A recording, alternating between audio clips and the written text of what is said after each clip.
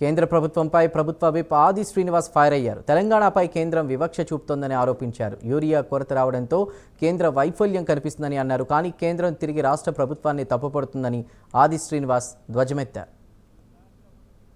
తీరుతెన్నులపైన చర్చ జరగడానికి అవకాశం ఉందన్న మాట సందర్భంగా తెలియజేస్తూ ప్రధానంగా బలహీన వర్గాలకు సంబంధించి బీసీ రిజర్వేషన్ సంబంధించినటువంటి చర్చ జరిగేటువంటి క్రమంలో 2018 పంచాయతీరాజ్ చట్టాన్ని తీసుకొని వచ్చి ఆనాటి ముఖ్యమంత్రి కేసీఆర్ గారు, ఈనాటి ప్రతిపక్ష నేత, 50% బీసీలకు సంబంధించి రిజర్వేషన్కు సంబంధించినటువంటి క్యాప్ను ఆనాడు వారు తీసుకొచ్చిన సందర్భంలో జరుగుతున్నటువంటి బీసీలకు కానీ ఇతరత్ర జరుగుతున్న అన్యాయం పైన ఇప్పటికే రాష్ట్ర కేబినెట్ ఓ ఆర్డినెన్స్ తీసుకొని వచ్చి 50% క్యాప్ను తీసివేస్తూ ఈ రాష్ట్రంలో కులగణన జరిపినాం.